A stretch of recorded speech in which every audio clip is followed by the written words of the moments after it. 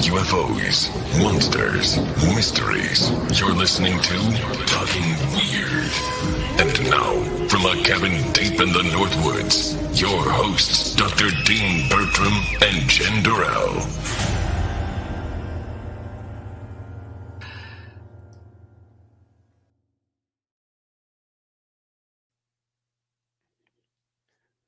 Well, I can't see Jen. I'm here on the screen by myself. I don't know if it's a little technical glitch, but we're super excited about tonight's episode. I'll maybe give Jen just a second to perhaps pop in. I'm not sure exactly what happened. It looked like I'm going out live at the moment. Here comes my cohort, co-partner in Weird. Jen, your microphone's turned off as well. Your microphone's off. I can see a mute button. Let's get that. Sorry, Yeah. it died for some reason. Sorry. I was like, I'm going to be flying solo. I'm not gonna It's like, oh no, my camera. Yeah, we're good. I hope. which would have been fine, but then I couldn't have brought Steve on because thankfully you run the tech. So I still could have done it probably, just not with have me. Although I kind of blew who our guest is then. I normally have the little surprise intro at the end. But quickly before we talk about our guest, we just came out of Midwest Weird Fest, and what a hoot that festival was. Did you have fun? Yes, your second year? Yes. And your promotion to event director now, because you kind of run the show with me. How's that going? Sounds fun. Well, you had to labor more this year. Yeah. I think than in previous years at the festival. It was a crazy one. It went off a blast though. The guests in the audience had a whole lot of fun. You and I were crazily busy behind the scenes, but it all worked well. We announced the winners today for people who want to see who won what, or what films won and what directors won. They can head on over to charlesfort.org and from there click through to Midwest Weird Fest. But that's not what tonight's show's about. Actually, tonight's show I'm super duper excited about. I've been talking about having this guest on with you almost since we started actually the show, because Zelia Edgar was our first guest, and tonight's guest is a very close colleague with Zelia, and they both shared, I suppose, my Keelian, Vallee and Patrick Harpur type sensibility. So I love a show like this because I can just rant and open up and I don't have to worry about conflicting with any guest's more material kind of interpretation of the phenomenon, so it's going to be a blast for me. Anyway, our guest is a veteran UFO and paranormal investigator whose interest in a weird phenomenon dates back almost half a century. Indeed, growing up in Michigan, the famous March 1966 UFO flap occurred virtually in his backyard. He is a regular speaker at the Mothman Festival and has also spoken at the Butler Paranormal Conference, the Center for Unexplained Events, Michigan MUFON, the Van Meter Visitor Festival, the Kecksburg and Exeter UFO Festivals, the UFO Contact event in Michigan, and at the Toledo Bigfoot and Paranormal Conference. He's also hosted an annual event in Point Pleasant for Para Expeditions, which focuses on the events that occurred in the Ohio Valley in the mid-1960s. He has his own podcast on the Paranormal UK radio network called The High Strangeness Factor. And he is writing a book on the underlying patterns that connect the different aspects of the paranormal. You can contact him on Facebook, where he runs the Phantom Menagerie page. So I'm delighted to introduce to our audience Steve Ward.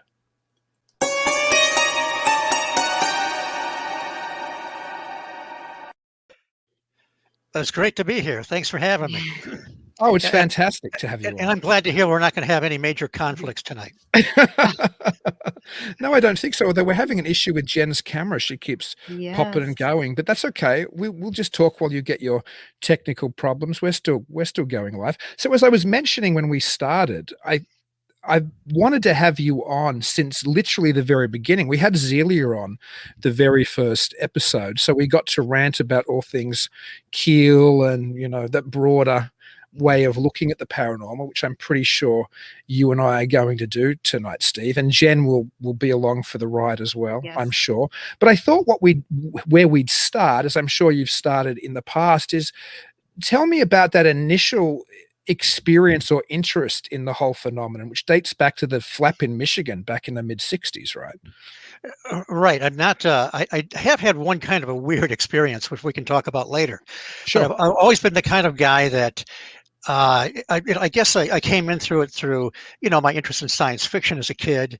And I remember a friend of mine I don't know if you guys ever heard of an old show called You Asked for It.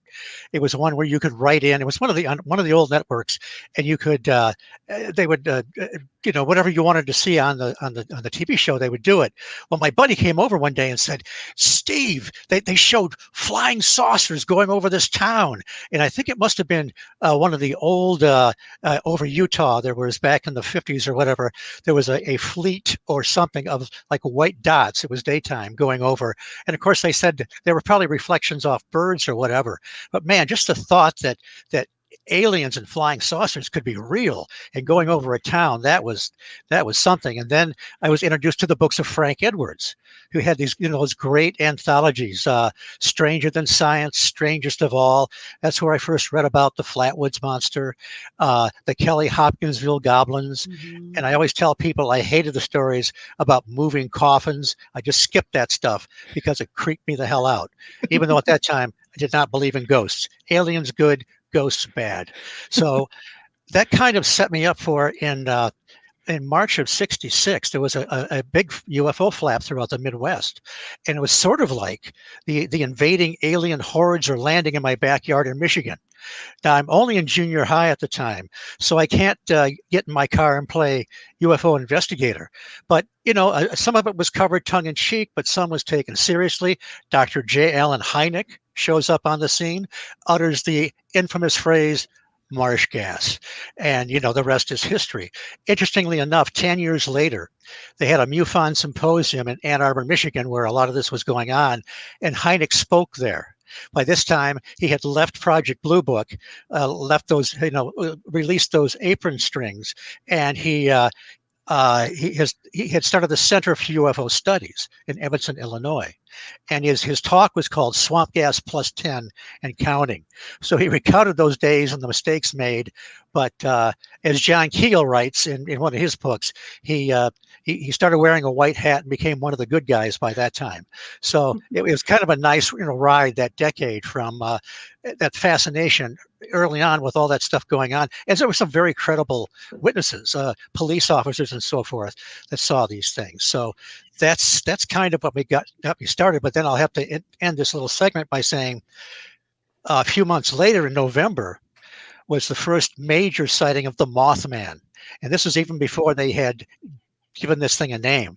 Two couples were chased down Route 62 just north of Point Pleasant, West Virginia. And they were chased by some kind of a winged humanoid with red glowing eyes. And I think that kind of set my course for the rest of my life, unbeknownst to me at the time. Yeah, the whole Mothman thing, I think, when people discover, as I was mentioning to you before the show, or at least when I discovered the Mothman Prophecies, John Keel's book, I was already somebody with a very keen interest in the UFO phenomenon. And to be honest, I was very much in the ETH camp. I believed it was extraterrestrial, and I believed in a literal crash in Roswell, and I believed in a literal alien abduction program, like everything a lot of us believed, or a lot of people still do, but certainly in that just pre-90s, late 80s into the pre-90s X-Files period, when all of that stuff was front and center in UFO belief. And it was only discovering the Mothman Prophecies that a light went off in my head and made me realize I can look at this and still take it seriously and not dismiss it, but maybe there's something more to it than this very obvious physical interpretation of what people are experiencing, the very literal interpretation that it must be metallic craft from another galaxy or solar system. And did you have a similar experience when when you transition from your initial interest through eventually finding Keel? Or Yes, and I came kicking and screaming at first. Remember the great books by Jim and Coral Lorenzen? They had started the Aerial Phenomena Research Organization, and they wrote these great books called Flying Saucer Occupants. And while Donald Kehoe, who had NICAP, the National Investigations Committee on Aerial Phenomena, they were looking at it as very nuts and bolts. But they didn't want to talk about the occupants. It's sort of like, we're going to lose credibility. We can talk about things flying around in the sky all day, but we're not going to talk about the guys driving them. But APRO did. They took that bold step. So I was completely hooked on the ETH, and but then started to read Keel, and Keel kind of I went the Mothman Prophecies had not been written when I read some of his other books, so I was pulled in slowly. And one of the first books that made me start to think was called Strange Creatures from Time and Space, which has been retitled The Guide to Mysterious Beings. Nice trade paper size, but they lost that great Frank Frazetta cover painting, if you remember that. Frank Frazetta, man. Oh yes, good deal.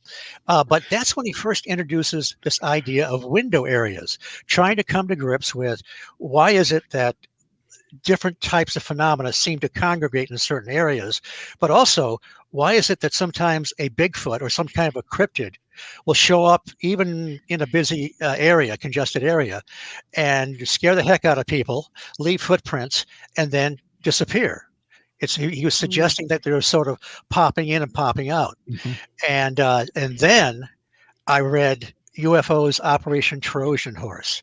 And it's funny because a friend of mine and I, we'd had our high school UFO club, and then we evolved to sort of a informal club. We even had some professional people involved. I was not one of the professional people, but they were involved. But we were kind of bad-mouthing the book before we even read it. What's Keel think he's doing, trying to pull all these things together? And so I sat down and read the book with an open mind, and I thought, I'm never going to look back. And then when we heard about that, he had talked about the Mothman in certain articles or whatever, but the book didn't really come out till about 10 years after those events. And man, when that sucker came out, I was there in the bookstore buying it with the dust jacket on, and it didn't sell very well, but man, I might have been the first one to buy it. And as you know, that's a mind blower. And I just want to say about that is that it was kind of cobbled together at the last minute. His editor said, "Hey, it's time to write a book on the Mothman." And Keel was actually past that at that time. He wasn't interested. So he got out his tattered briefcase, started putting it together, and then the editors went and hacked out about half of it. And I think they manipulated some of the sightings to make them look more similar than they were. But that's another story. But man, that was no looking back after reading the Mothman Prophecies. Yeah, it's certainly that. Like I said, that's the book that changed my perspective, and I came to it from the other angle. So I found that book first in a rather strange circumstance, which is its own little weird synchronicity-filled story, which I won't go into now. But then I transitioned into Operation Trojan Horse, and that book really was that kind of magnum opus, which just set a theoretical overview of the entire broader paranormal phenomenon that like you, I think I could never go back to looking at it any other way. It's interesting. I watched today for the first time the Mothman Legacy from Small Town Monsters, because I was, prepping for this interview and I knew you'd been in it. And I've seen most of their films and I've played a lot of them at the festival, but for whatever reason, I hadn't got around to that film by Seth. And you were fantastic in it to start with. But one of the things you say in there, it's fascinating because I made the similar point on the very first episode of Talking Weird, where we had our mutual friend Zelia Edgar on. And that is that Keel used the term ultra-terrestrials as a literary device. He didn't mean it to be the way it's become now. And I often think, and I'd love to hear your perspective because I suspect it might be similar. I often think that people in the UFO field or in the paranormal field, even when they have read and experienced Keel, they still tend to want to segue into a literal interpretation of this stuff. So when people talk about ultra-terrestrials, often, not always, but often, it's almost like they just morph the extraterrestrials into ultra-terrestrials, and they mightn't come from Zeta Reticuli, but they just come through a portal to visit us from somewhere else. It's the same kind of creatures. They're just from another dimension instead of another planet. Or Bigfoot mightn't live in the woods all the time, but he steps through a portal from somewhere else and visits us, and then steps back in a portal. So I often find Keel's work on things like the super spectrum perhaps a little more useful, because it doesn't tend to still have these things almost take on the perspective of a physical being. I don't know if that's something that you've also felt in your research. Well, there's sort of his thinking wasn't static. If you read his articles, there's all kinds of anthologies out there now. This is a great time to read Keel. So much of his stuff was lost for so long, and a lot of people were out there bad mouthing him, and like you were saying earlier, misinterpreting his research. But he used the term. I love this, transmogrification. The only other place I've read that is in the Calvin and Hobbes comic strip, when he imagines he's Spaceman Spiff and he pulls out his transmogrifier. But Keel thought that, these things weren't necessarily, they were possibly paraphysical. They weren't hallucinations, but he thought that he speculated that the only real or objective aspect about some of this might be the strange lights we see moving around. And then somehow people they interact, they're programmed. Some will see a hairy monster, others will see a giant spaceship. But he was not interested in how many portholes did it have? Did it have landing gear? What color was it? Because he thought that perhaps this phenomena was very reflective, because if you look throughout history, it has changed. That the strange lights used to be fairy lights or witches carrying their lanterns on their broom, dragon tracks, and the more modern day Foo Fighters were sort of like lights in the sky. Even the airship mystery. Sometimes they didn't see the majestic airship; they would just see the lights going through the sky, and they would interpret it as something. So there's this kind of a change, a paranormal mimicry, if you will, throughout the ages. But he did think that these things became solid and interactive to some degree. It's also interesting. He used the term interchangeably sometimes with ultra-terrestrial and elemental. He early on, like Jacques Vallee, saw the connection between different traditions of folklore and modern day UFO experiences. And that's just phenomenal. We can talk about that a lot. But just one aspect, the missing time, which we're so used to with UFOs. Missing time took place with the little people, with the leprechauns, the fairies. Instead of being taken away to that unscheduled medical examination, though, sometimes you might end up in a cavern or underground. Of course, a lot of UFO abductees think they end up underground somewhere as well. A lot of parallels. But in later years, he even, for a while, he rejected the ET hypothesis completely. Later on, he left the door open a little bit. I mean, he realized he would be the first one to say, I don't know what the Mothman was. I don't know what the answers are, because people would go to him and they'd think, well, what was the Mothman, John? You studied this for years. He did not really know, but he would see that the Mothman was a paradox, by the way. Over 100 people saw it that year between November 66 and up to the bridge collapse in December of 67, reported pretty much the same thing, about 6-7 foot tall, dark creature, bat-like wings, red glowing eyes, but it didn't make sense biologically. The wingspan probably isn't big enough to lift something like that. The eyes were not reflective. They gave off the light. There's just a lot of things that just don't fit, and like in so many other cryptid reports. So, he was kind of dealing with, and then all the other stuff going on at the same time, animal mutilations, all kinds of strange lights. I mean, that I would have loved to have been in that part of West Virginia, sitting up on that hill with John Keel and that reporter friend of his, Mary Heyer. Well, I think I would. I might have the crap scared out of me, if I was actually there. But it just that it was such an active area at that time, and I've always wanted to find one of those high strangeness areas areas or window areas or whatever you want to call them, so that I could actually witness some of the phenomena. I know I went off on a tangent there, but Not at all. Hmm. That's what we want to do tonight. I feel comfortable. I feel comfortable going on this journey with you. I'm in good Yeah. hands, I feel. Speaking of tangents, one of the things, and you're right, I think Keel was flexible in his interpretations, and they did seem to shift, which was great. And to me, I think post Charles Fort, there's only been one great Fortean, and that's been John Keel. And there's real commonalities. Obviously, he identified himself, yes. Keel, often as a Fortean. There's a couple of commonalities. One of those is that ability to keep reassessing and redesigning and playing with hypotheses, which a lot of people in the field don't like to do. They have their paradigm and they stick with it. But Keel, like you said, he was happy to banter things about. The second thing was, I think, John Keel was often writing with tongue in cheek, and certainly speaking with tongue in cheek. Like if you ever saw Keel in person, I'm sure you did. His lectures were funny. He was almost Sure. a stand-up comedian, and Charles Fort's very much the same. And a lot of that's missing from, I think, the modern field as well. There isn't people who are willing to laugh at themselves or laugh at the crazy world we find ourselves in with these things happening. So I miss that. I miss having people like Keel here who do that, to be honest. But I like the way you made the Fortean connection. He hated to be called a UFO investigator. He was a Fortean. But when Charles Fort talked about you begin to measure a circle anywhere, Fort saw the connection with all these things, and he delighted in taking these incidents out of the scientific journals and putting them all together in those 4 books.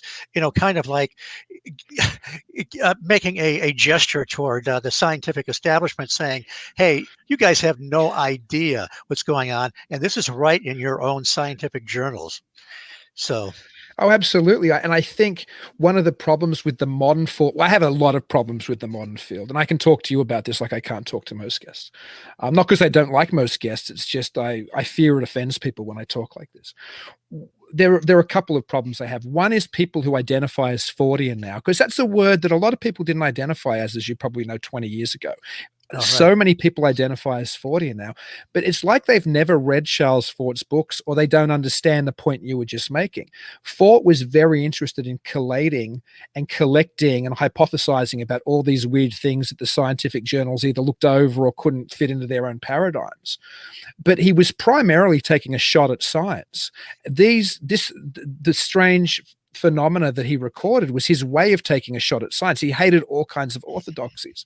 While today, I think in whatever paranormal subfield we're looking at, whether it's ufology or whether it's specter chasers or Bigfoot hunters or whatever, they tend to want to become legitimate by copying scientific methodology. So even though science has failed them and failed as Keel would say, it's failed this entire, both Keel and Fort would say, it essentially failed both of, it essentially failed us in both ways by ignoring it, and in the case of places like Condon, just dismissing it. But also the methodology didn't seem to be capable of dealing with how weird this thing is. The physical sciences just weren't capable of doing it. But it seems to me today, everybody in the broader field, almost, it's an exaggeration to say everybody, but they want to replicate the scientific methodology, which has never worked. They want more than anything to get that dead Bigfoot, or to get that piece of a flying saucer, or to get that irrefutable specter photo or whatever, to say, here, we want to be brought into the scientific circle. Well, I think that's anathema to Fort, and to a degree even anathema to Keel. Yeah, the thing is that they haven't been able to do it.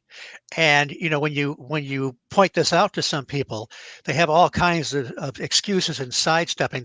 There are some. I'm looking at this one convention coming up, and on one of these Facebook pages, which will remain nameless, a lot of these people are just sneering at the Bigfoot conference. Well, how many anthropologists are there? Well, and now they've kind of wisely. I didn't know if it was a good idea at first, but they've split it up where they've got two different sets of lectures going at the same time. The, in quotes, flesh and blood, or the more mainstream, and then the weird stuff. And I told them, just put me in the weirdest section. That's where I'll be speaking. Because, if you, when you get into it's the thing that Keel did for me was, I can't possibly look at the phenomena, whatever it is, without seeing connections, parallels. And it's not that I'm trying to pull it together. I resisted that at first, but then I found out no matter what you do, there's these parallels between fairy folklore, Bigfoot. I mean, the wood knocking thing goes back to the little people and all kinds of traditions all over in past history. I'm going through Joshua Cuchin's latest book, Where the Footsteps End, Part 1. And I mean, he blew me away. Well, he followed the tradition of Jacques Vallee in Thieves in the Night. And my only gripe with Joshua Cuchin is he has this incredible list of footnotes, and I must have purchased another 36 books just based on those footnotes easily. I get on tap on Amazon and get, whether it's Kindle or some obscure third-party pirate selling that book for too much. Cuchin has caused me to buy all these extra books for research, but it's great that we have people like Joshua carrying on the traditions of Keel, Vallee, and Harpur, for example, Patrick Harpur. So, you mentioned there's one thing that occurred to me. I've always wondered how these transmogrifications work. How's the process? And I was rereading The Hunt for the Skinwalker by George Knapp and Colin Kelleher, and of course that chronicles the strange events at the Skinwalker Ranch in Utah, and that the show is coming back on again this year. And there was an incident. You remember the incident where two of the observers, one of them has night vision goggles, and they see this, it looks like just an orb of light, and they get a closer look, and it looks like it's a tunnel, and this thing is actually trying to pull its way out using its elbows.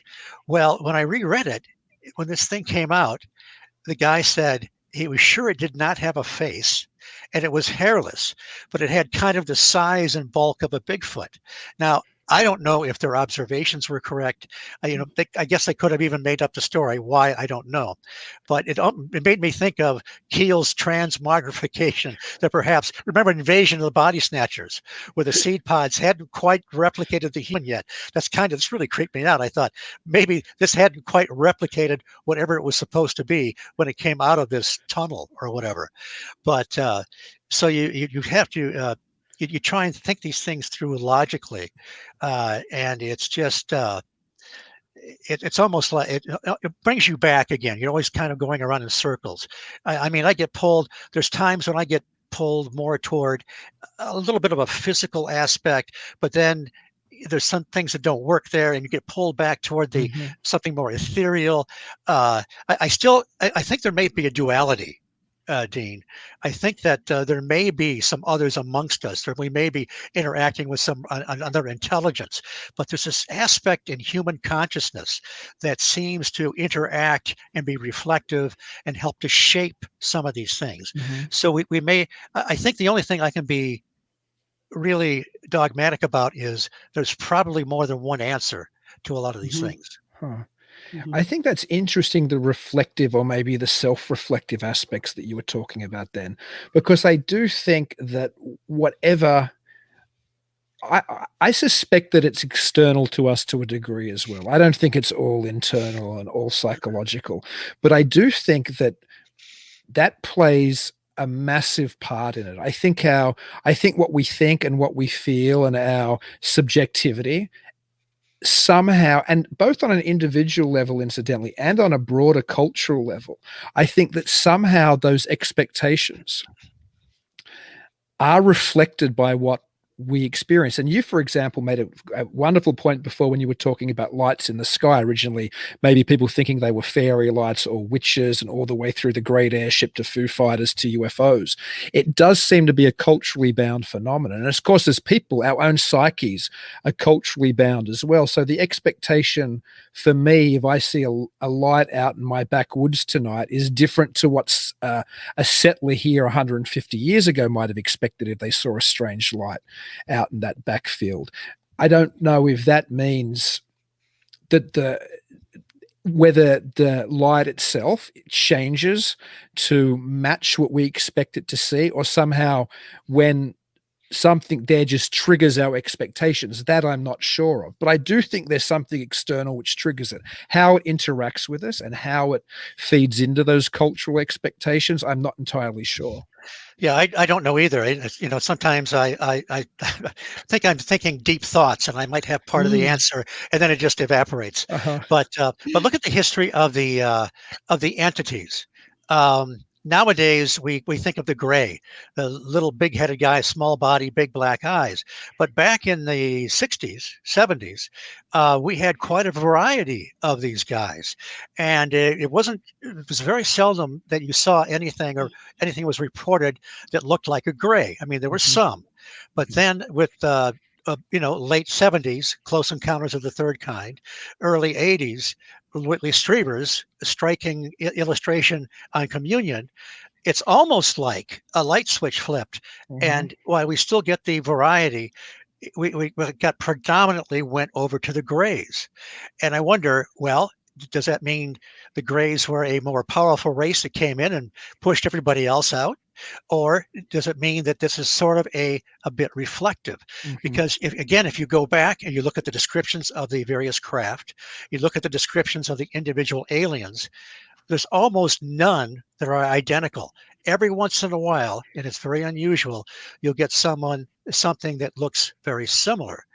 If you look at some of the descriptions of the elementals, wearing their little green tunic and red caps, if you put them in a little silver jumpsuit, in some cases they would look identical. So that's interesting. May I say something about that? Remember the Betty and Barney Hill case? One of the most one of the ones that I thought for the longest time I thought, okay, look, Keel's right. There's a lot of weird stuff going on, but damn it, that's got to be extraterrestrial, right? Well, it turns out that the stuff they experienced afterwards was even stranger than the original abduction experience. But one thing, while we're on the folklore, I wanted to mention, how in the stories, there's one story about these young boys. They met a couple of the little people, and they took them to wherever, and they were playing. Going with some kind of like a golden ball, just kind of playing a game back and forth. They thought they were gone an hour. They're gone all day. But the young man likes this ball, and he's going to try and take it with him. But he should know you don't ever get anything out of fairyland, or maybe you get the jewel out and it turns into a spider, all the stories, right? Well, Betty and Barney Hill, there's an incident where Betty is talking to the leader, and she sees this book, and it's got all kinds of interesting pictures and writing in it. She thinks, this is my proof. Even if nobody believes me, I'm bringing back something, and I know this happened. So she asked him. He said, yes, you can take it with you. And she's thrilled. As they're about to leave the threshold of the ship, he says, I'm sorry. The others object. You can't have the book. And she's so upset. But she didn't know that you can't take things out of fairyland. It's like the old fairy motif, dust it off for present day. And then, like I say, with you, Kathleen Martin, her niece, and Dr. Bertold Schwartz years ago had interviews with Betty. The stuff they experienced afterwards, poltergeist phenomena, hauntings. They even attempted to make telepathic contact with the aliens again. It was just the stuff that happened to some family members, very strange paranormal stuff, just doesn't smack of aliens visiting us. So it's very, you can't put things in boxes in this at all. In order to do that, you have to ignore so much. And it's funny you say that, because most ufologists wouldn't talk about those other experiences that the Hills had, because it doesn't fit those boxes. And that's very much, again, back to Charles Fort, what he said about science being a mutilated octopus. Like science wants to box everything. The current UFO people, ufologists, whatever, want to box everything. So do most Bigfoot researchers, wherever they fall. But when you were talking about Betty and Barney Hill then, and her inability to take the book away, it's something I always think about, that fairy tradition of not being able to take something from fairyland, or it turning to dust in your hands when you get it. I think those stories somehow tie into a very deep, I don't know, maybe we'd want to say archetype, about the appeal of fairy lore and strange things to us. It's always just outside of our reach. And I think those stories which reflect it directly, like the Betty and Barney Hill one you mentioned with the book, or the many from fairy lore, are just a very literal manifestation of the experience which this entire broader phenomenon, and I mean, when I say phenomenon, I mean everything we're talking about, because I tend to think it all comes from the root source. It, whatever it is, it fulfills this, I think, psychic need in humankind to have something which you can't, which is separate from us, and where there's always a mystery which we can't quite get the answer to. So whether there's that literalization in the Betty and Barney Hill story with the book, or in the person unable to bring the fairy gold home, regardless of whether that exists in the story or not, there never is the Bigfoot body. The DNA always turns out to be, well, maybe it was something else. The metal from the flying saucer turns out to never be quite identifiable as extraterrestrial. The ghost photo is never conclusive. So these things always tend to keep us in this liminal state between being sure that there's proof of there being something out there and not being sure. And you see it in the Patterson-Gimlin footage is even a classic example. I mean, is it proof of a Bigfoot, or is it a man in a suit? We can never be sure of it. There's never enough evidence to push us over the level, no matter what, whether this is extraterrestrial, or whether it's giant man apes roaming North America, or whether it's all just in our heads. Whatever it is, for some reason it fulfills that psychic need in us, I think, to have mystery that we can never get to the bottom of. And I think that's part of the whole process of how it works, to be honest. It's sort of might bring in the trickster aspect to a degree. It's almost like that's where the elusiveness comes from. You know, it's all kinds of stories in fiction and literature where you're just about there, and it's the will o' the wisp, and it vanishes. On my show, I interviewed Alan Godfrey.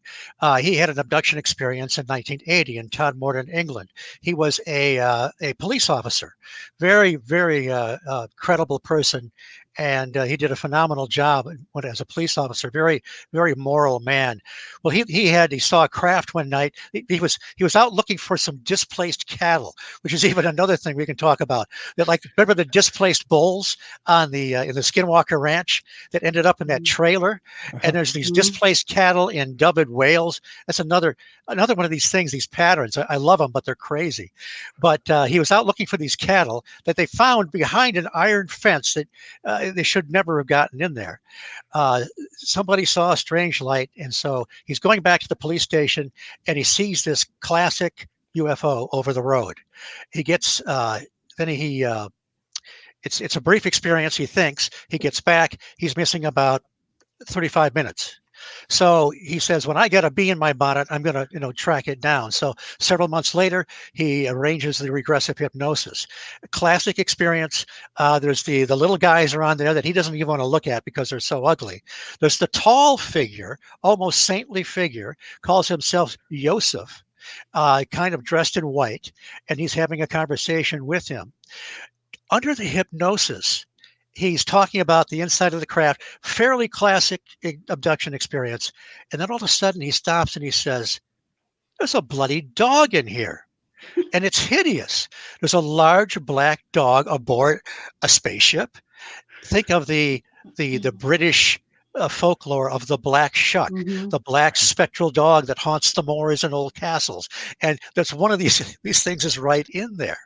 So it's like, now the Keel would point out that so many researchers would exclude the weird stuff, and I wondered about that at first, and then he talked about. I read an account by Jacques Vallee in Passport to Magonia, where a guy in South America was chased by these 15-foot giants. He runs into the church. The candles change purple and everything. You get that same event reported by APRO, and it's weird enough as it is, but some of the really weird stuff is sanitized. So that was going on a lot because it's hard enough to get people to believe the sanitized experience, much less the way it was actually reported. So I marvel at these strange, what we think of as aberrations. What the hell's that dog doing in there, man? That really messes up the whole ET thing, doesn't it? Unless he's some kind of a weird pet. I think, and the hardcore ET, believer or ET hypno-regressionist would say something like it was a shield memory for something else. There'd be some. Well, there'd be who some knows? explanation. But no, I think I think the weirdness that coalesces is ignored by a lot of research. What do you just when you were chatting then? Something came to mind that I'd love to hear your thoughts on. What do you think about? I don't know. Have you seen the show Hellier, for example? Yes, yes. Mhm. What do you think about the ideas in that show of trying to contact whatever whatever these other entities are, whether it's through using a Greenfield type secret cipher, or whether it's through using a passenger type God helmet, or are there things in that show that interested you as a way of getting a Yes, connection with the other? I see. I kind of I looked at it. I imagined, what if I was in that position and all this weird stuff is happening? I'm not sure how objective I could be. I think some of the things that they think are synchronicities might merely be coincidence. Uh, the God helmet thing is interesting, but we have to be careful. I mean, when you look at channeling, people receiving, like Richard Shaver, Mhm. getting the messages from the Darrow through his welding torch. I don't know if you know that story. Yeah, I do. It's great. Swedenborg was talking to people from Jupiter. People get messages. People get, and sometimes they seem to match up and mean something. I just think we have to be very careful. Uh, there's someone I know that knows a lot more about ciphers than I do, and he thinks there's a flaw in that, because he said something about there were two different ciphers and they were using the wrong one, and I can't address that at all because I don't know. The cipher is fascinating. So Uh-huh. if that's, there's some way. I tried to make that work sometime. I got the books and I'm adding up all kinds of phrases and words with the numbers, and nothing's matching up, but that's just me.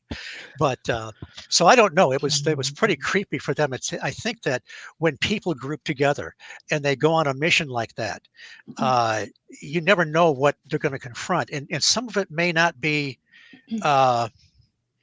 It may not have an objective truth to it, but it'd be so hard to sort through that to figure out what's real and what's not, especially if you're in the midst of something like that. So No, I think that's a very good point. I mean, I'm fascinated Mm. with what Greg and Dana and those guys do.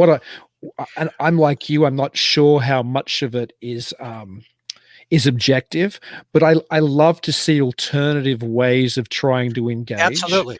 with this. Mhm. Is there Jacques Vallee, who you've mentioned a few times now, talked about there being I think his term was like a control system or something, like the way on a Right. the way a Yeah. thermostat has a temperature registry, and and he always said maybe if we could work out that control system, we could get a peek inside. If you ever, having been somebody who's researched all of these things probably more thoroughly than most people I've ever talked to for, it sounds like, almost half a century, have you ever thought, I think I know a way into that control system, or maybe there's a direction we could take to get there? The only thing I could ever come up with is some form of meditation, or just going back to the basic positive thinking books, self-actualization, where you write out certain affirmations and denials, you set certain goals, you focus your attention on that, maybe go to sleep on it or whatever, and allow the subconscious mind to reveal things to you. Now, I haven't been able to use that much, but I don't perhaps looking for some intuition or some lead toward a particular area, but I haven't come up with anything terribly clever or any way to construct some little black box with nice levers on it to do something like that. But I thought of the same thing. I would love to be the guy that had look at this innovation, and I'll write a book on it and I'll make a lot of money. But more than that, not make a lot of money. It would be wonderful to get to have some kind of Keel must have felt like that. When he was so innovative, and he slashed all these traditions, that he must have even as paranoid and as crazy as things got for him, he must have had some satisfaction to think, I found a key to some of this. I found out that these things are connected somehow, and we don't need to be looking at all these things as separate entities and not getting anywhere.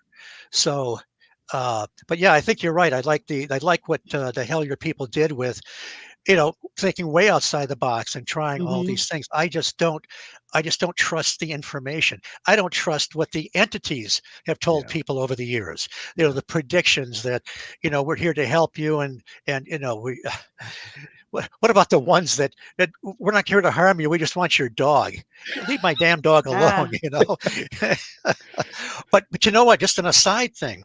I don't know if you're familiar with Robert Pratt, who was he was actually a reporter for the National Enquirer back when they were actually doing good reporting. They're the first ones to report on Travis Walton back in 1975. He went down to Brazil about a dozen times over the years, talking to people about these weird abduction attempts. They were harmed. I mean, light beams would hit them.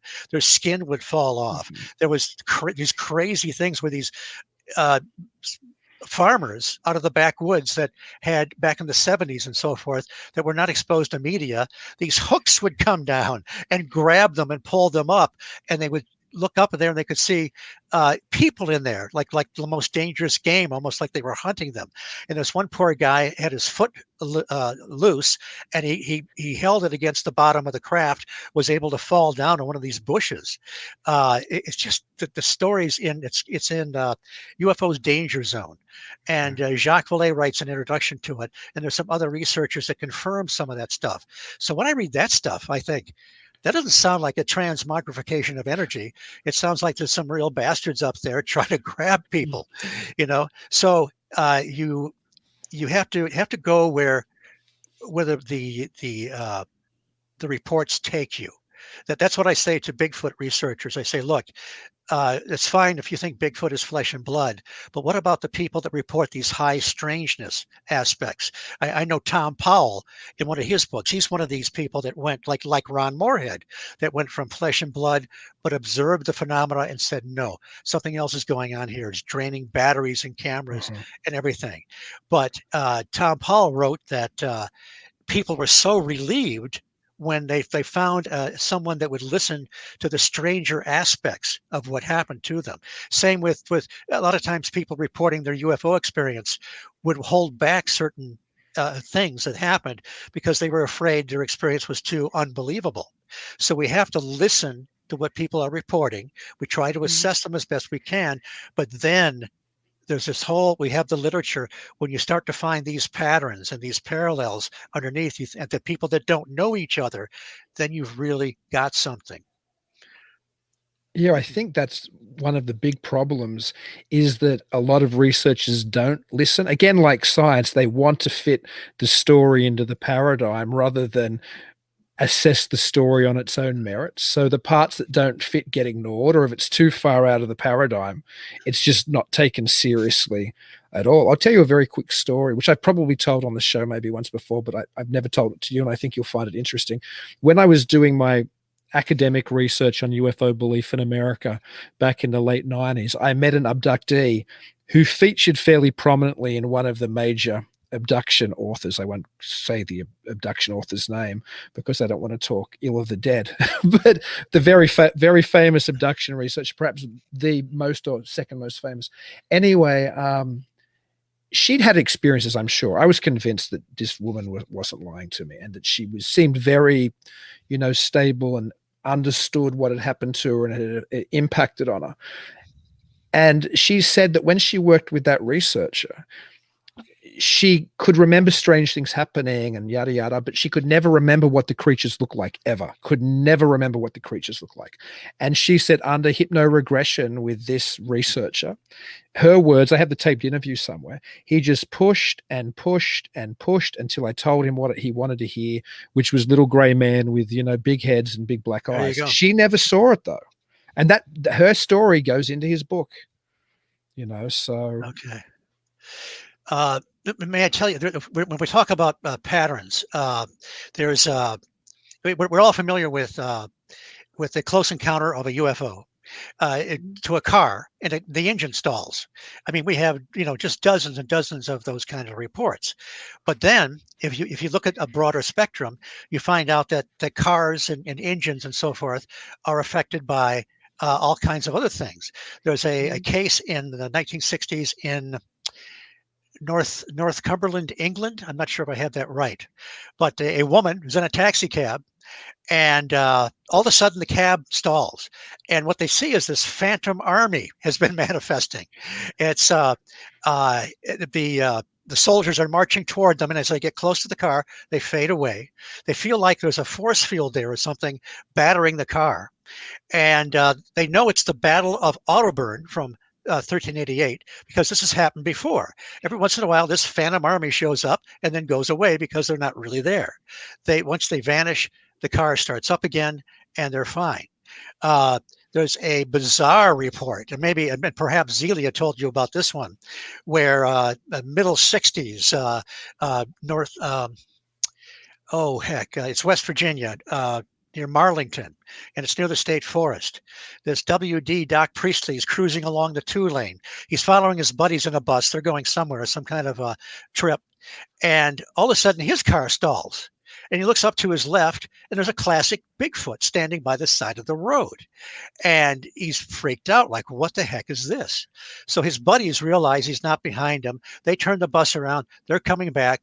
Bigfoot recedes into the woods. He's able to start his car again. Well, he gets a little distance down the road. Car starts to stall again. Everything sparks. His engine burns out. There's either the same Bigfoot or his kissing cousin standing by the road again.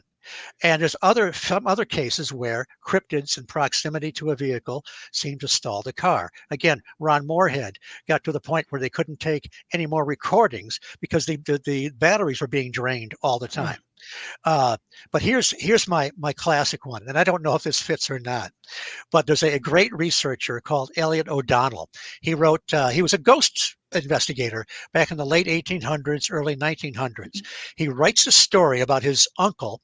He just calls him Mr. B, uncle by marriage, and it's in Limerick. They're on in a buggy near Limerick, and his servant is driving the horse. He's got his back turned toward him on the cart. It's a dark night, partial moon, and it's a just nice clear night. And by the way, the servant's name is Dunkley. So if you have a servant named Dunkley, you know that story's got to be true, right? Okay. So all of a sudden, the buggy stops dead. Mr. B turns around to see what's going on. His servant has got a look of terror on his face. He's in kind of a stupor. The uncle looks down. He sees these little shadowy figures moving all around, and he has no idea what's going on. But he grabs the reins. The horse has just stopped dead. He grabs the reins. The horse takes off. They get some distance away. His servant comes out of it, and he says, "What the heck happened? What did you see?" Well, in his mind's eye, he saw several of the little people making merry. Now, it's a bad thing when you come across the leprechauns or whatever they were making merry. They don't like it. And they've had these looks of anger on their face. And from his viewpoint, these things are crawling up on him, trying to pull him off the cart. So he's terrified. So interesting that, here's a vehicle stoppage anyway, even though there's no combustion engine. But interesting that they did not see the same thing, which happens in many paranormal experiences. Back to Betty and Barney Hill. Barney was in kind of a stupor or asleep part of the time. Betty was alert the whole time and giving the aliens hell. She wasn't taking any crap off them. But so you get this, there's this interesting duality where sometimes when there's a two individuals involved, one isn't fully aware of what's going on. Mm-hmm. So that's my favorite vehicle stoppage of all time is the buggy stopped by the elementals in Limerick. That's a great story. I actually hadn't heard that before. It's from a very obscure book called Ghostland. Elliot O'Donnell was a very prolific writer, but he was kind of like a Ghostbuster in the old days. I think I've read, he wrote a werewolf book, right? I'm pretty sure. Yeah, I've read his werewolf book, but I haven't read that one. Now, did you have any questions for Steve, Jen? Because I can't help but just keep talking when I'm chatting to him because it's fascinating. Well, Yeah, I'm still learning more about John Keel because when I first met Dean, he gave me 2 John Keel books. So I've read Mothman Prophecies. So my next one is the Operation Trojan Horse. So I'm still learning. So I don't really have much input, but I do like learning more about it. But also, if he's there's maybe half a dozen great collections of his articles that were written over several decades, Yeah. and he just covered all kinds of things. Also, the Eighth Tower is the Yes. follow-up to the Mothman Prophecies, and Okay. some of what was cut out of the Mothman Prophecies is salvaged in the Eighth Tower, about 2/3 of it. So, and there's some great there's a great story in there, may I tell you. Keel's in West Virginia checking on Mothman and so forth. He talks to this old timer who was a newspaper reporter back in the 20s, and he talks about this airship that came over that was it looked just like a fuselage. There were no wings or whatever, and it seemed to go down into the woods some distance away. So a bunch of them go in there, and they see that it's landed. There are some, in quotes, normal looking people there. And then there were some shorter people that looked like perhaps they might be Asian or whatever. And they didn't talk to anybody. So they asked him, he said, "Oh, don't worry. We're making repairs. We're going to check in with the sheriff later." Of course, they never do. Well, the guy telling the story, I can't remember his name. He says he picked up this thingamajig off the ground with part of the wreckage. He thought he'd take it for a souvenir. So he takes it back. That night, this is almost like a Man in Black report. That night, about 2 or 3 in the morning, it's this knock on the door, and he gets up, and there's a guy dressed kind of like with the wide brimmed hat, like you might see a World War I uniform. And he said, "You've got something that belongs to us." And he couldn't think, "What are you talking about?" And he said, "Oh, the thingamajig I picked up off the ground." So he went and got it and gave it to him. And without a word, the guy leaves. Now, what the hell was that? Yeah. I mean, it's like one of the old airships, sort of. And, but you have this Keel, when he talked about the Men in Black, he used it as kind of a generic term. It didn't necessarily mean it was a guy with a fedora and the dark suit or whatever. But that's a whole another strange area as well. And you got to meet Barker as well back in the day, I think. Yes. Now I never did meet Keel. I've seen some of his lectures and so forth. I wish I had been to the Mothman festival in 2003 when they unveiled the statue. But yeah, I met Barker at the 1976 MUFON symposium. He didn't speak there. They would not let somebody like Gray Barker, who they would look at with disdain, as being anybody credible. And let's face it, Gray was a little bit. Even Keel talked about Gray's first book. They knew too much about flying saucers, about the Men in Black. I love Keel's description of it. He said, Gray started out doing a serious research. He gets about halfway through and he throws his arms up and just starts making up the rest of it. So, and his book called The Silver Bridge on the Mothman is pretty fanciful. But a friend of mine, Kevin, when we had our high school UFO club, he met Barker and James Mosley, who did Saucer News. He went to that incredible convention in New York City in 1967 at the Commodore Hotel called the Congress of Scientific Ufologists. Roy Thinnis was there from the Invaders TV show. I would have loved to have been there. There's some real characters. But he made friends with Gray. And so this is 10 years later or so. And so I kind of cornered him. I thought, Gray Barker, I can pester him with all kinds of questions, So I asked him if he remembered Kevin. Yeah. And I asked him about the difference between the Silver Bridge book and the Mothman Prophecies and some of a book he wrote about the Men in Black, a different one. And he was tall. His hair was kind of longish. I mean, I'd seen all these pictures of him with very short hair. He looked kind of like with this kind of baggy suit. I would have expected to see him at a poetry reading, perhaps, in Greenwich Village or something like that. He had these great big thick glasses, friendly guy, nice guy. And so that was a real thrill to actually meet Gray Barker, even for 5 minutes. Oh, I bet's fantastic. Jen, why don't you ask Steve Morgan? Why don't you ask Steve Morgan's question while I go? My daughter's screaming. I'll be right back. I'm sorry. Morgan, who never misses a Midwest Weird Fest, has a question. She wants to know if you have seen the show that we did with AV, Super Sunshine, and Philomena, their abduction. Oh no, I haven't. You So haven't seen that one? No. I think that was a couple back, but they actually had a documentary that they submitted. And, yeah, there's something is really going on. It's not that these things are just hallucinations. It's just a question of what the source is and what's really happening. I wonder sometimes if I've been very geared toward looking at, again, the reflective factor, and we can get into Carl Jung and the collective unconscious. I mean, he wrote a book on flying saucers himself, but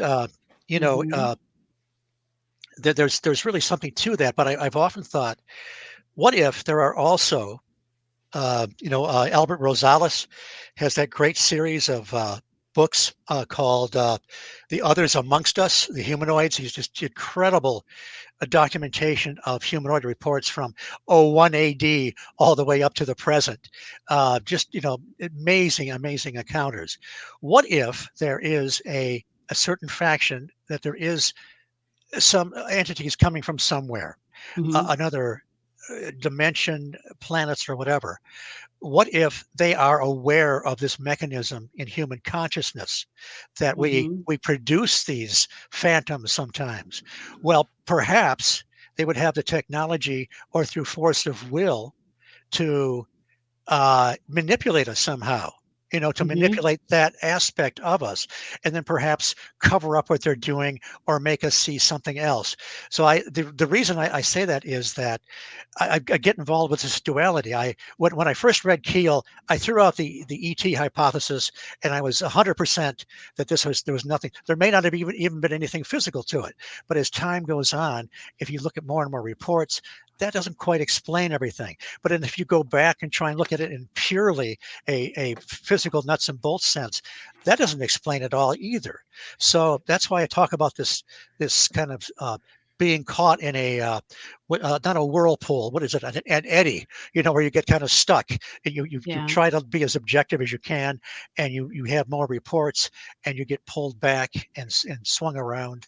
And so I guess I'm a little bit like John Keel is. I don't know what the hell is going on, except, again, there's more than one answer to some of these things. Sure. Just can't be too stuck in one area.